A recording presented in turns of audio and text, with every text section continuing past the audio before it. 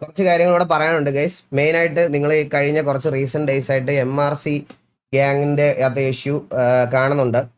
അപ്പോൾ അതിൽ നിങ്ങളൊരു കാര്യം ആലോചിച്ചാൽ മതി. വർഷങ്ങളായിട്ട് എനിക്ക് വളരെ പേഴ്സണലി വേണ്ടപ്പെട്ട 2 പേരാണ് അതിൻ്റെ ഓണേഴ്സ്. അതിലൊരാളെന്ന് പറഞ്ഞാൽ അശ്വിൻ ചേട്ടനും അതിൽ വേറൊരാളെന്ന് പറഞ്ഞാൽ ഗോകുവാണ്. അവർക്ക് 2 പേർക്കും കറൻ്റ്ലി ഇപ്പം ഇത് വന്ന് വിളിച്ച് പറഞ്ഞ് സംസാരിക്കാനുള്ളൊരു പ്ലാറ്റ്ഫോമിൽ ഏറ്റവും നല്ലൊരു ഓപ്ഷൻ എന്ന് പറയുന്നത് എൻ്റെ കൂടെ വന്ന് സംസാരിക്കുക എന്നുള്ളതാണ്.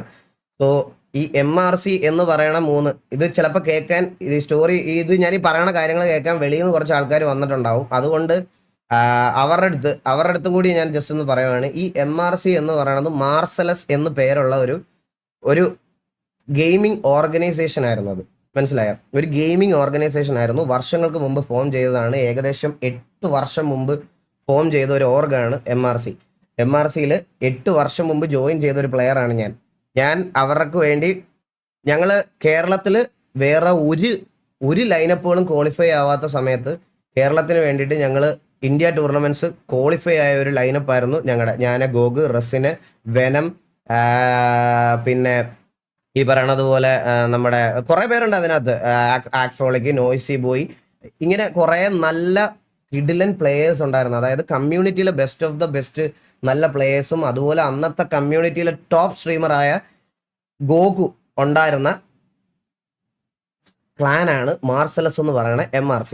സോ ഞാൻ ജസ്റ്റ് നിങ്ങൾക്ക് ഒരു ബ്രീഫായിട്ടൊരു ചെറിയ കഥ പറയാം. എന്നിട്ട് ഞാൻ അവരുടെ അടുത്ത് ഞാൻ VC വരാൻ പറഞ്ഞിട്ടുണ്ട്, അവർ വന്ന് സംസാരിക്കും. സോ ഇതായിരുന്നു MRC എന്ന് പറയുന്ന ക്ലാൻ.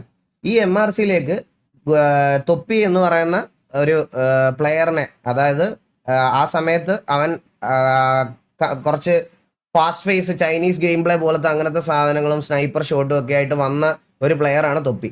നമ്മുടെ മീറ്റപ്പുകൾക്കാണെങ്കിൽ പോലും തൊപ്പി അങ്ങനെ ജോയിൻ ചെയ്യാറില്ല. അവൻ അങ്ങനെ വീട്ടിൽ നിന്ന് ഇറങ്ങുന്ന ഒരു ടൈപ്പ് അങ്ങനത്തെ ഒരു ആളെ സ്വഭാവം അല്ലായിരുന്നു. അവൻ ആ സമയത്ത് നമ്മളെ അത് ജോയിൻ ചെയ്തു. ഇത് വർഷങ്ങൾ മുന്നോട്ട് കൊണ്ടുപോയി. എനിക്ക് ഒരു ടൈം ആയപ്പം MRC നിന്ന് ഇറങ്ങേണ്ട വന്നു. അതിനുശേഷം ഞാൻ എൻ്റെതായിട്ടുള്ള ക്ലാൻ തുടങ്ങി. ഞാൻ പിന്നെ ബ്ലൈൻഡിൽ കയറി. അങ്ങനെയായിരുന്നു എൻ്റെ ജേണി. ഈ സെയിം സൈഡിൽ MRCയുടെ ജേണി എന്ന് പറഞ്ഞാൽ അത് കഴിഞ്ഞപ്പോഴത്തേക്കിന് ബ്ലൈൻഡിന്റെ ബൂട്ട് ക്യാമ്പ് ഒക്കെ ഫോം ചെയ്ത സമയത്ത് ഇതുപോലെ അവർക്കും ബൂട്ട് ക്യാമ്പ് ഉണ്ടായിരുന്നു. കൊച്ചിയിൽ ബൂട്ട് ക്യാമ്പും ബാക്കി കാര്യങ്ങളൊക്കെ ആയിട്ട് പൊക്കോണ്ടിരിക്കുമായിരുന്നു അവര്. സോ വൺസ് ഗോകുവിനും ഒക്കെ പുറത്തോട്ട് പോകണം എന്നുള്ളൊരു ഇതായപ്പോഴത്തേക്കിനും അതുപോലെ അശ്വിൻ ചേട്ടന് ബിസിനസ് പരമായിട്ട് കുറച്ച് കാര്യങ്ങൾ ആ ബൂട്ട് ക്യാമ്പ്, അതായത് നിങ്ങൾ ഈ പറയുന്ന MRCയുടെ ഈ തൊപ്പി അടങ്ങുന്ന ഗ്യാങ്ങിന്റെ വീടിനെ പറ്റിയല്ല പറയുന്നത്. അതിന് മുമ്പ് ഒരു വീടുണ്ടായിരുന്നു. ആ വീടിന്റെ ഫുൾ കാര്യങ്ങൾ ടേക്ക് കെയർ ചെയ്തുകൊണ്ടിരുന്നത് അശ്വിൻ ചേട്ടനാണ്. അശ്വിൻ ചേട്ടൻ വൺസ് അത് കഴിഞ്ഞിട്ട് ബിസിനസ് പരമായിട്ട് പുള്ളിക്ക് ദുബായിൽ കുറച്ച് ഡൗണും കാര്യങ്ങളൊക്കെ വന്നപ്പം പുള്ളിക്ക് ഇത് ക്യാരി ഫോർവേഡ് ചെയ്യാൻ പറ്റത്തില്ല എന്ന് സ്ട്രെയിറ്റ് ഫോർവേഡ് ആയിട്ട് MRCയിലെ പ്ലേയേഴ്സിൻ്റെ അടുത്ത് എല്ലാവരും പറഞ്ഞപ്പം ഇനി ഇത് മുന്നോട്ട് കൊണ്ടുപോകാൻ പറ്റത്തില്ല. അതുപോലെ തന്നെ ഗോകുവിന് പുറത്തോട്ട് പോകണം എന്നുള്ളൊരു ഇതൂടെ വന്നപ്പോഴത്തേക്കിന് ഗോകുവും നേരെ വെളിയിലോട്ട് പോയി. സോ അങ്ങനെ ആ MRCയുടെ ബൂട്ട് ക്യാമ്പ് അവിടെ ഷട്ട് ഡൗൺ ചെയ്യുമായിരുന്നു. അങ്ങനെ അവിടെ ഷട്ട് ഡൗൺ ചെയ്ത് നിർത്തി കംപ്ലീറ്റ്ലി MRCയുടെ ഓപ്പറേഷൻസ് ഫുള്ള് കട്ട് ചെയ്തു. പിന്നെ അതിനകത്ത് കോണ്ടന്റ് ക്രിയേറ്റേഴ്സ് ഇല്ല, പ്ലേയേഴ്സ് ഇല്ല. ഞാൻ പറയാം, മര്യാദ അത് ഓപ്പറേറ്റ് ചെയ്ത് പോയിരുന്നെങ്കിൽ ഇന്നും കേരളത്തിലെ ടോപ്പ് ഓർഗനൈസേഷൻ എന്നുള്ള തന്നെ രീതിയിൽ അവരുണ്ടാക്കി വെച്ച അന്നത്തെ ലെഗസി തന്നെ ഇന്നത്തെ കേരളത്തിലെ ടോപ്പ് ഒരു ഓർഗനൈസേഷൻ ആയിട്ട് തന്നെ അത് ഇന്നും അറിയപ്പെടും. അന്നത്തെ ലെഗസി, ഇപ്പോഴത്തെ കാര്യമല്ല ഞാൻ പറയുന്നത്, മനസ്സിലായ?